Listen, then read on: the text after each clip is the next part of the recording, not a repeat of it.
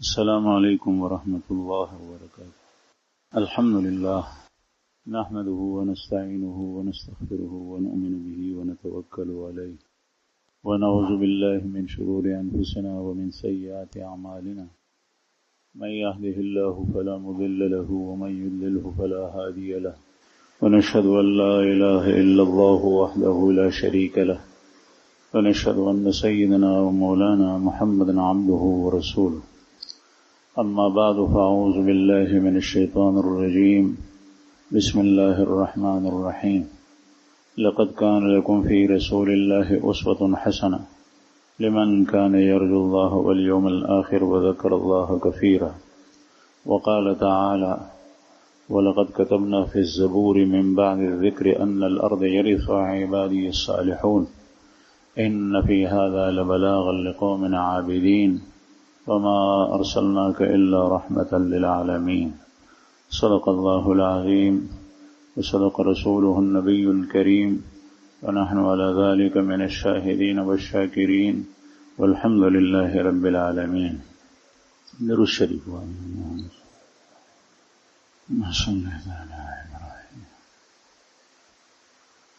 عزتمنو مسلمانانو، دا میاش د ربیع الاول میاشت ده، او د ربیع الاول په میاشت کې زمونږ محبوب او خوږ پیغمبر سید الرسل خاتم النبیین صلی الله علیه وسلم پیدایش په دې میاشت کې شوی، او عجیبه اتفاق دا دی چې وفات یې هم په دې میاشت کې شوی.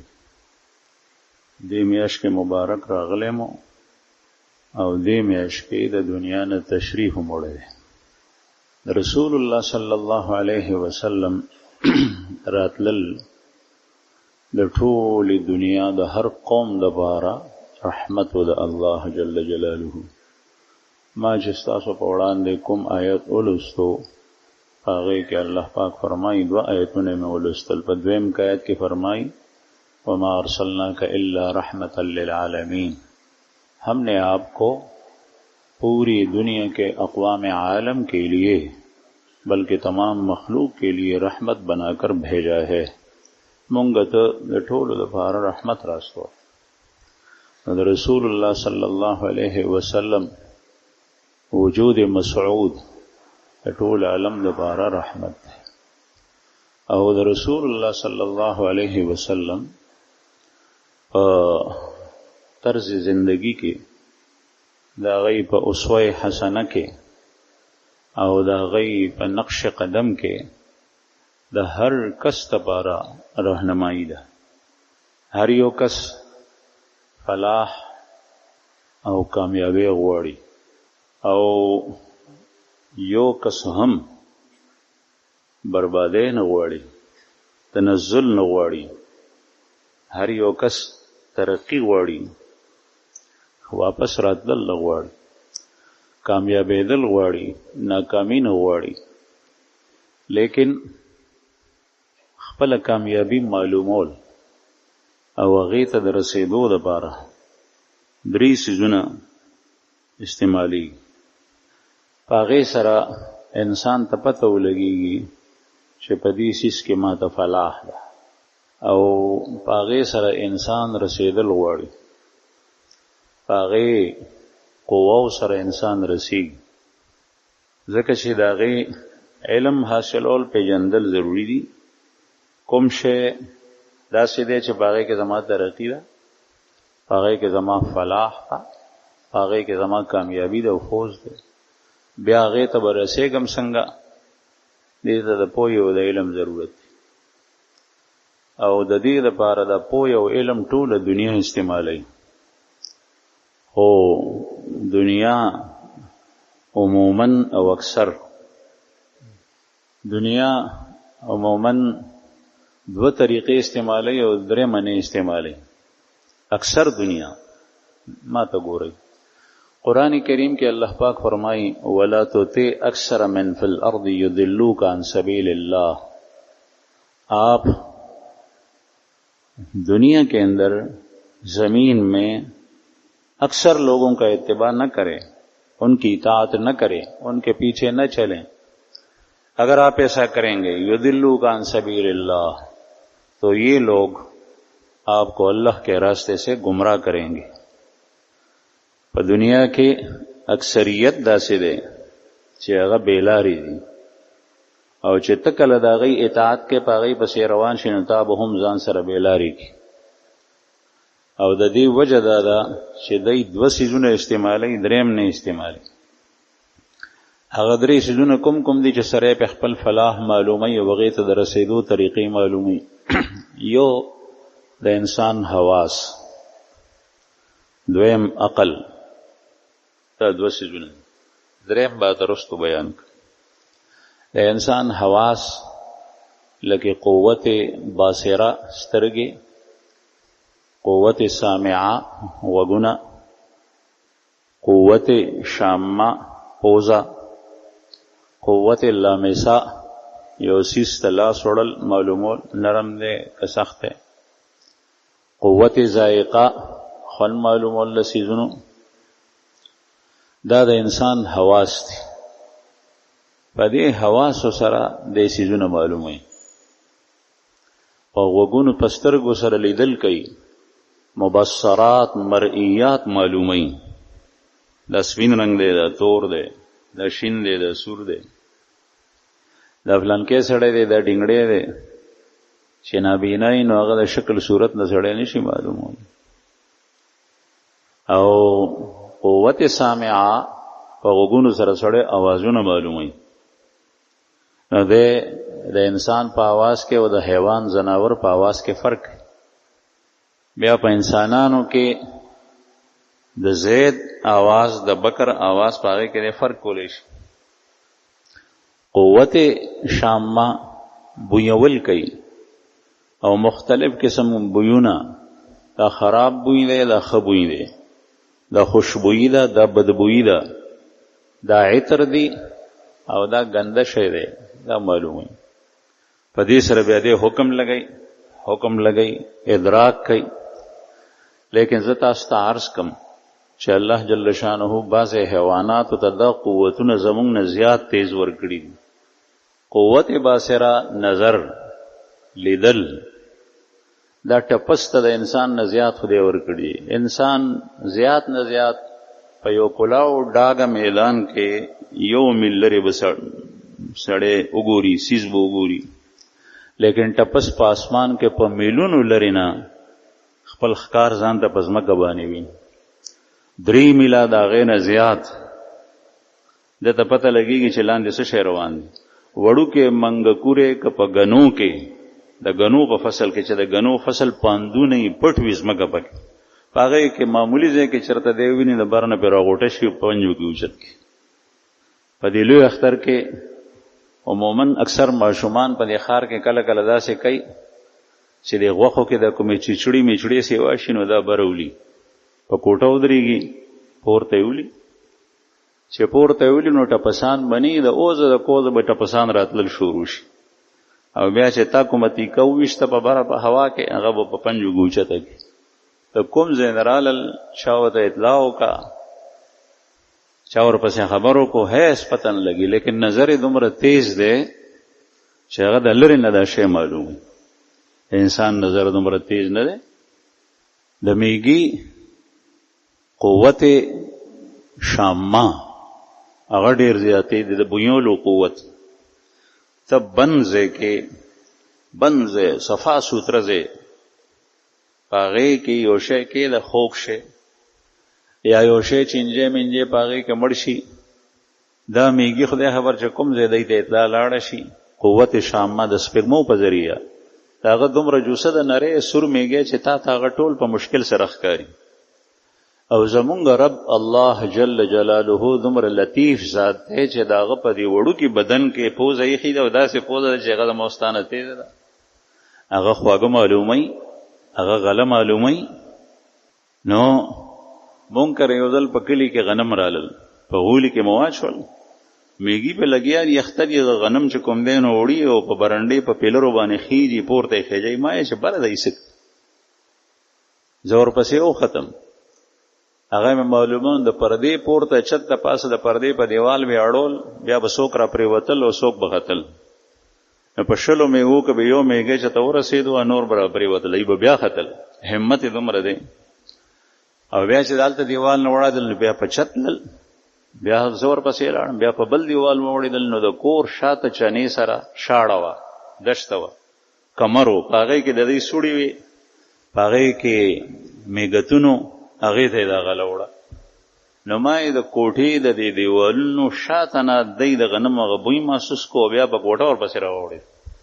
قوت شامه د میږي دومره تیز دی، ستا او زما قوت شامه دومره تیز نه دی.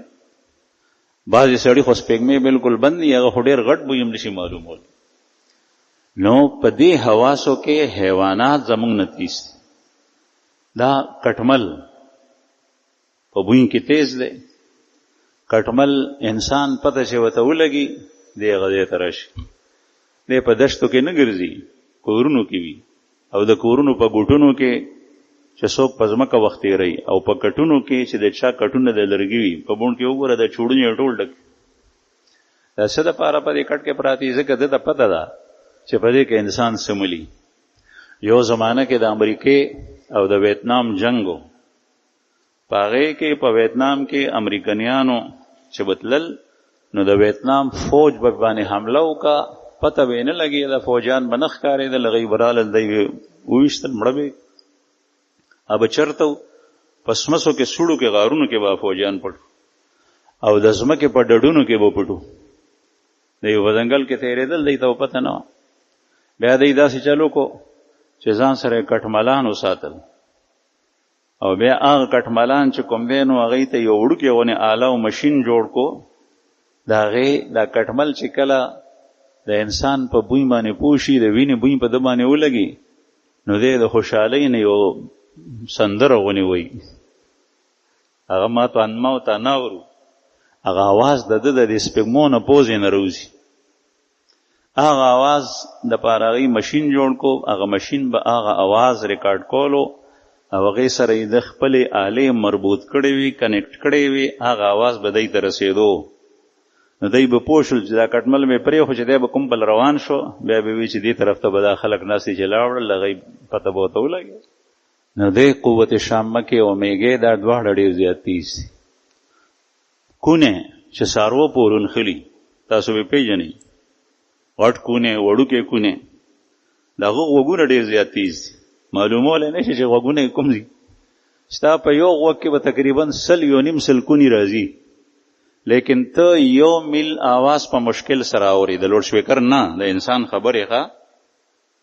او کونې چې کوم دی نو هغه د اوښانو د خپو کشار، یعنی قافله چې روانوي د اوښانو، د هغوی آواز 45 میله لرې نه هغه اوري. او په عربۍ کې دا متل مشهور شوی دی، فلان زید اسمع من قراد، فلان کې دا د کونې نم زیات تیز غوږونو واله دی. دا متل د دې وجې مشهور شوی. 45 میله د اوښانو د خپو کشار دی اوري. بیا چې کوم ځای قافله را روانوي، دی په هغه لاره کې ورته ایسار شي، او چې کله د اوښان کینو نو هغوی به ورونخلي، خپل خوراک پکې پیدا کوي. نو ما عرض دا کولو چې حواس ظاهره، سترګې، غوږونه، پوزه، دا خو هر یو څیز ته الله جل شانه ورکړي. موږ چې کوم څاروي ساتو، دی ته الله جل شانه دومره شعور ورکړی دی چې غوی او غوا هغه په دې وښو باندې سري، نو چې کوم واښه زهریله دي ده ته نقصان ورکوي، هغې ته چې دی شونډ نږدې کړي نو زر دې په شا لاړ شي. او چې کوم واښه د غوا غویي دپاره مفید دي، نو دی هغه خوري. قوت شامې نه دی کار اخلي، اگر که د ده د هغې په شان نه ده، لکه څنګه چې ما مخکې ذکر. عرض مې دا کولو چې یو انسان ادراک او علم حاصلی په حواسو باندې، لیکن د انسان حواس د حیوان په مقابله کې کمزوري دي. که چېرې د نجات مدار په دې باندې وی، بیا به الله جل شانو دا ټولو حیوانانو ته وی چې دا کوئ دا کوئ دا کوئ، احکام یې په هغې باندې فرض کړي وو، لیکن په هغې باندې یو حکم نشته. او په حواس ظاهریو سره سړی خپله فایده او نقصان هغه نشي معلومولی. دویم شی هغه د ادراک او د علم د حصول عقل له عقل په ذریعه سره انسان معلوم. ځکه د انسان سترګې خو تیزې نه دي نظر، لیکن چې د نظر کمزور شي نو چشمې واچي. دا د عقل په ذریعه د معلومې کړي دي چشمې واچي. یو حیوان غوغوي چشمې نه دی جوړي، انسان یې چې ولی د عقل په ذریعه ادراک کړي دي چې چشمې واچي دې سره کمزور نظر غتی شي. تاسو بیا ښکار اسه چې چشمې لري کوم ما د قران پاک نه ښکاري او چې چشمې واچي بیا ښکاري. د عقل په ذریعه دی اوازونه اوري. یو کس ناس په امریکا کې دی، تاسو سره موبایل لې غسر موبایل لې داغه واسطه دا سیورې ته به تاسو سره وخت کې نست او خبرې کوي. دغه سلیدل انسان په مختلفو آلاتو سره کوي د عقل په ذریعه. او د عقل په ذریعه ډیر سيزونه انسان ایجاد کړل. د ځمکې نه ډېر خزانه راوست. تیل لا انسان د ځمکې نه راوباسي، مختلف تیل، پټرول راوباسي، ډیزل راوباسي، د خاورو تیل راوباسي، سره زر سپین زر راوباسي، اوسپنه راوباسي، تانبه راوباسي، مس راوباسي. هر یو شی هغه د ځمکې نه راوځي او د عقل په ذریعه معلومه چې دې کې دا خزانه شته دلته نشته. دا حیوان نشي معلومه نه. دا عقل الله جل شانه ورکړي. په دنیا کې چې چا د عقل په ذریعه باندې دنیوي کارونه کړی دي، نن سبا خلق دا غي نوم ځان سره محفوظ کړي دي او دا غي تاریخ وای. مثلا د کارل مارکس، د روس چرچل، موزیتنګ د چاینا، د یو ځای د بل ځای سکول کې، په کالج کې، په یونیورسيټي کې چې تکم کتابونه وې هغه کې به د دې متعلق مضمون راغلی ځکه چې دا ډېر هوښیار خلک تیر شوی او د دې د هوښیارتیا هغه د څه په وجه وه؟ د عقل په ذریعه. دی د خپل عقل نه داسې کړي، لیکن د انسان عقل زما عزتمند هغه خطا خوري او ډېره غټه خطا خوري. دا عقل انتهایی قیمتي قوت دی، لیکن دی د معمولی سیزونو نه متاثر کیږي. په دې کې اختلاف هم راځي. که چېرې د عقل په خپل خیر باندې پوهېدی بیا به د خلکو اختلاف نو د عقلاو. ډاروین یو کس تیر شوی دی، د هغه نظریه دا ده، په دې سکول کې دا ویل کېږي نظریه ارتقا. ما نه دی 2 ورځې مخکې 3 ورځې مخکې بلوچستان کې یو کس تپوس، هغه د جیل خانجات مشر افسر و. ما ته وی ته د نظریه ارتقا باره کې څه وی؟ زه پوه شوم چې د هغې باره کې تپوس کوي. ډاروین وایي چې د انسان اول بیزو وه، بیزو ځنګلي بندر، او بیا دی چې کوم دی نو په ځنګل کې ګرځېدو دا ونې منې پاڼې ماڼې به خوړې، بیا د هغې نه د انسان جوړ شو. چې چا ورته ووایي چې لکۍ څه شوه؟ وی لکۍ سره یې لاندې دانه راختې وه، نو خارښ پرې لګېدلی او نو ځان یې ګرولو کاڼو پورې نو لکۍ ته پرېوت. نو دا د ده عقل دی. د انسان عقل څومره خطا خوري. سړی ته خندا ورشي.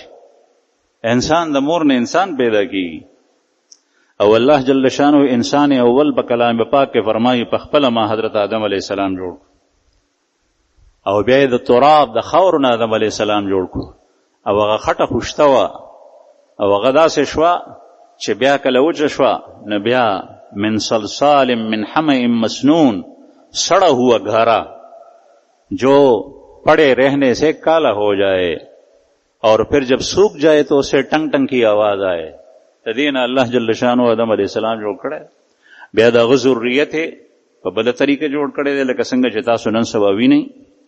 لیکن دا ځان ته هوښیار او عقلمن وایي ډاروین، او دی وایي دا انسان بیزو، بیا دی ګرځېدو، بیا ترې لکۍ پرېوته او بیا انسان جوړ شو.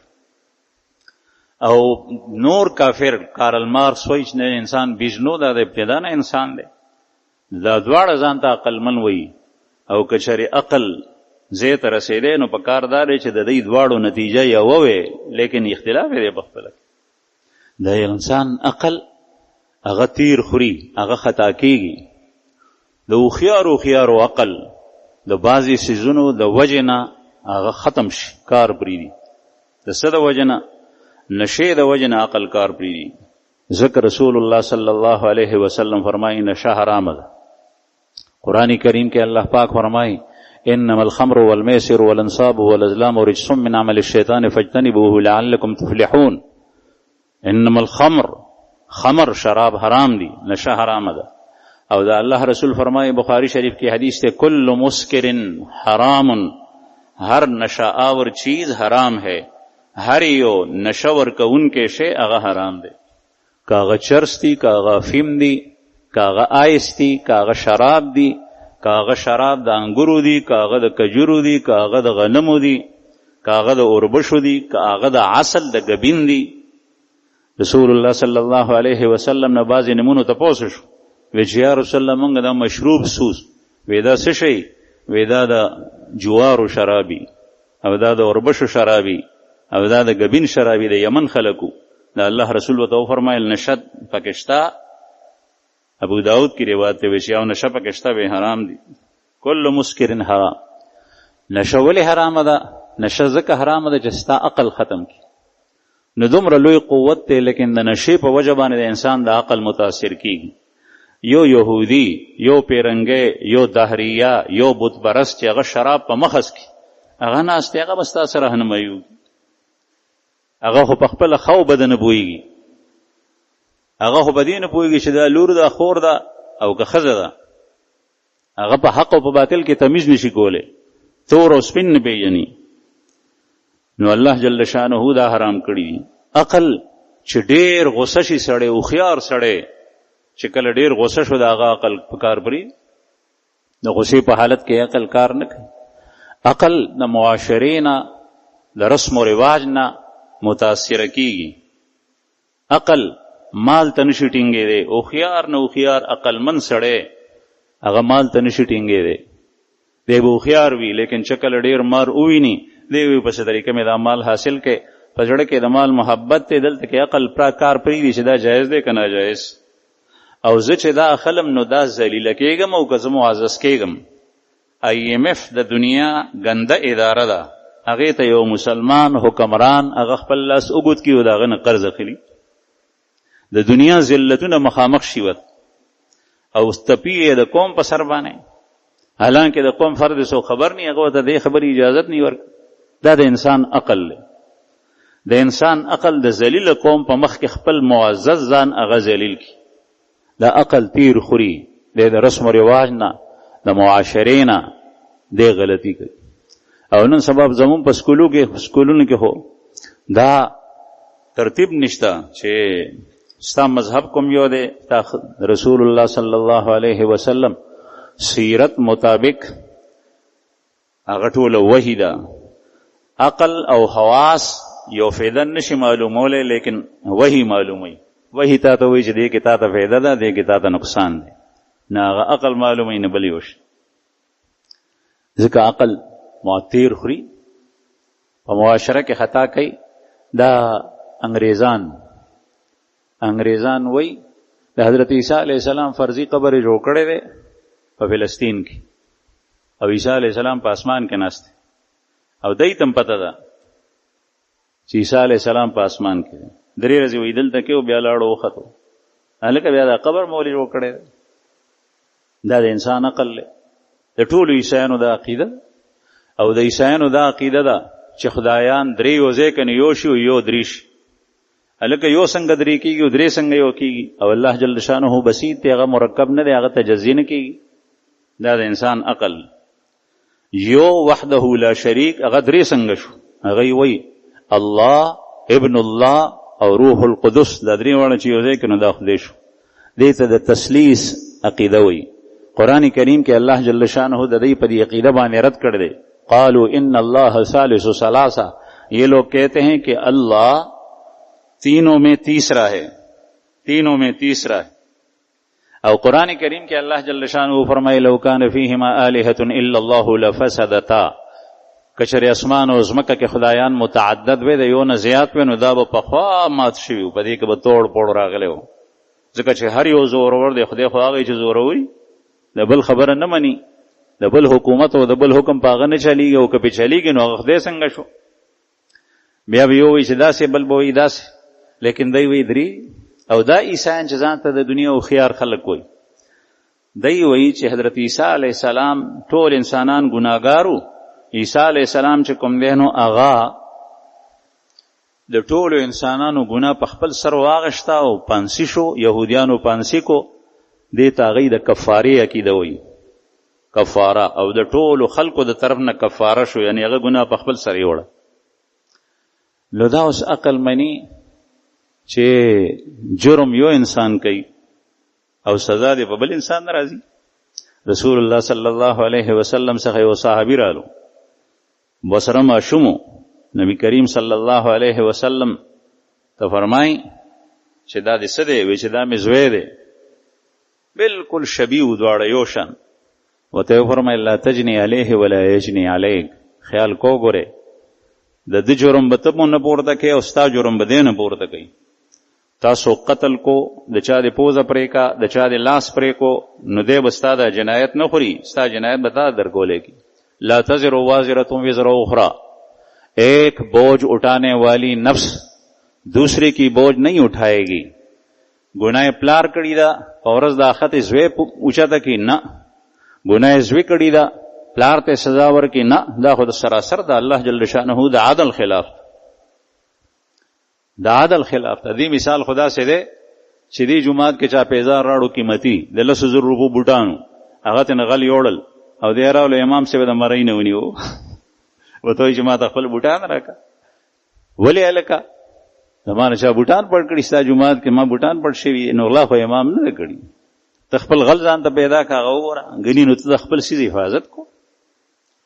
جرم به یو کوي، بوج به بل پورته کوي. دا ټول قوم پیرنگیان انگریزان دا غی دا عقیدہ دا کہ عیسیٰ علیہ السلام نے پانسی ہو کر سولی پہ لٹک کر پوری قوم کا گناہ اپنے سر لیا اور چلے گئے دنیا سے، اور ټول قوم معاف.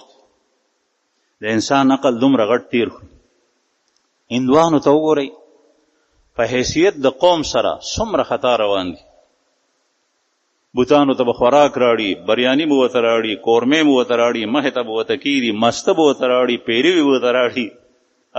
د لاس په لاسو جوړ کړی دی او بیا ورته دی کېږي. عمرو ابن جموح رضی الله عنه د رسول الله صلی الله علیه وسلم په زمانه کې هم عرب شرک کې مبتلا او بت پرستی کول. عمرو ابن جموح د مدینې منورې دی، د هغه نه مخکې د هغه بچو اسلام راړو. رسول الله صلی الله علیه وسلم پیغمبر شوی، اسلام راړو.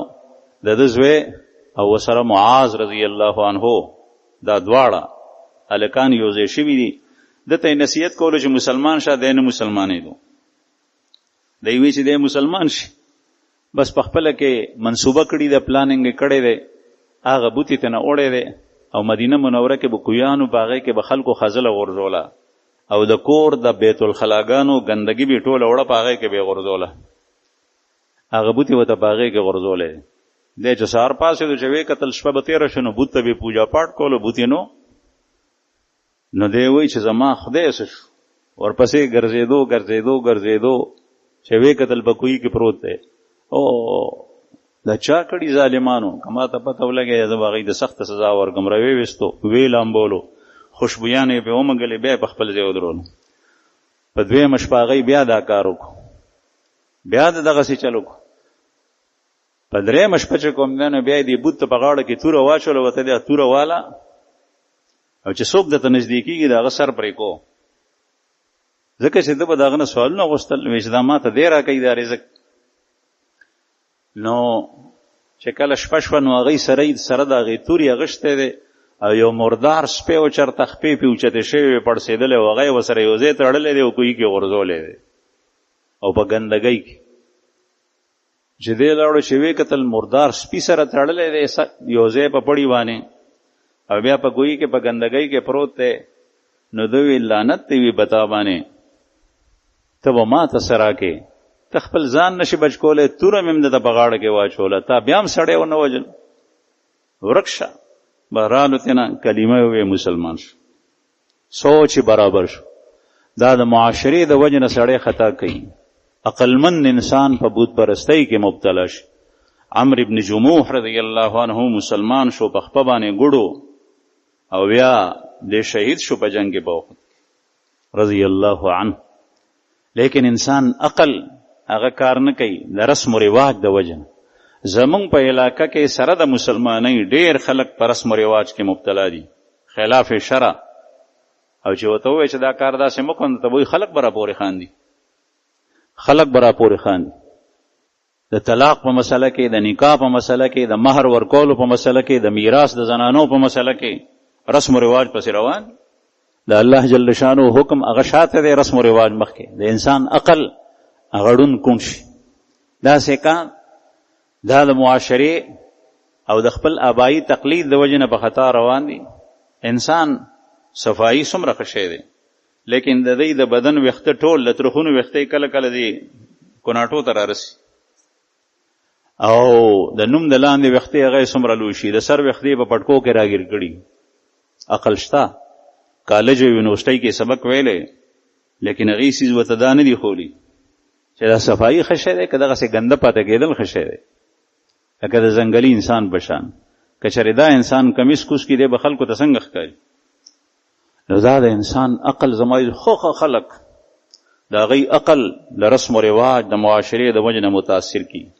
ما ته یو مولانا صاحب یو ځل خبره کوله، ډېر وخت وشو د دې خبرې، تقریبا 20 کاله وشو. د افغانستان د یو کلي خبره یې کوله، وی یو کلی دی هغه به لیدلی و، ما ته پته نشته. وی د هغه خلک چې کوم دی نو د هغه کلي زنانه شملې کوي سیند په غاړه، کلي سره خوا کې سیند تېرېږي، سیند په غاړه شملې کوي. نو هغې کې دا رواج دی چې شملې چاته ناست دی، که چېرې یو زنانه بل کور ته شملې ګاونډۍ کره واستولې نو هغه ورسره جګړه کوي، وایي موږ ته یې سپک وکتل. او د دغه کور لور خور که چېرته چا پسې مټیزه لاړه نو د هغې دومره باک نه. دا د انسان عقل دی، ځکه چې دې ته په معاشره کې سپک کتی شي او دې ته سپک نشي کتی. حالانکه رسول الله صلی الله علیه وسلم فرمایي چې یو ګاونډی بل ګاونډی ته څه شی استی نو دا مه کوئ چې دا معمولی شی دی. ولو فرسن شاتن، د بیزې د کپۍ سره چې دا وړه غونې غوټه ده، دا نوک غونې، دې کې دننه لږه غونې غوښه ده، داسې د دې ګوتې د سر عمره، دا که یو زنانه بل که راستولی شي نو دا دې هم استی، ځکه چې دې هدیې سره په زړونو کې محبت پیدا کیږي. ولا تحقرن جارة لجارتها، او یو گاونډی دی بل گاونډی تحقیر نه کوي، یعنی استون کې دی دا تحقیر نه کوي چې دا خو معمولی شی دی، دا به زه دی کره څنګه استوم، مونږ خو لاون پخ کړی دی، لاون استول بده خبره ده، دا بده خبره د معاشرې په لحاظ سره ده، دا ټیک نه ده. لاون واستو، ساګ دی پخ کړی دی ساګ واستو، بل یو معمولی شی دی پخ کړی دی هغه واستو. دا مونږ چې نه سبا میلمه راشي زمونږ په تندي باندې ګرونجې شي، د دې وجه څه ده؟ ځکه چې مونږ تکلفات کوو. دې میلمه ته به چیرې لالول وي، ده ته به چرګه لالول وي، ده ته به دا کول وي. که چېرې میلمه دا تکلفات نه وی، ته غریب سړی ستا وس نشته دی او ستا چې کوم دی نو د دال او د روټۍ وس دی، هغه ورته کښېنه، ته ګوره بیا چې څومره میلمانه در باندې رکېږي ته پریشانه کېږې نه. که کور کې وي خو به ورته کېدم، که نه به کېدم. بے تکلف زندگی د رسول الله صلی الله علیه وسلم. حضرت سلمان فارسی رضی الله عنه څخه یو ځل میلمه رالو، میلمه چې میلمه رالو نو میلمه ته یې د کور نه اوبه راوویستې، پکې مالګه واچوله او ګوته یې پکې وواله او میلمه ته یې ویې خوره. دا یې پخ کړی شو، ترکاري شوه، روټۍ ورسره کېښوه ویې خوره. دې ته مونږ مالګوبې وایو. پخوا به چې کورونو کې سنو غریبي به وه، بیا به یې مالګه واچوله، دې سره به یې روټۍ خوړ. بیا ورته حضرت سلمان رضی الله عنه فرمایل که چېرې رسول الله صلی الله علیه وسلم ارشاد مبارک ما نه وی اورېدلی، ما به تا ته د یو نه د بل نه قرض راغشتی وی، پور به مې راغشتی و، چا کره به تللی و، ما خوراک به مې راوړی و، خو ما د رسول الله صلی الله علیه وسلم نه اورېدلي چې تکلفات به نه کوئ. نو ما د هغې وجې نه تا ته دا ساده شی وړاندې کړو، دا خوره د الله د رسول له حدیث ته وجه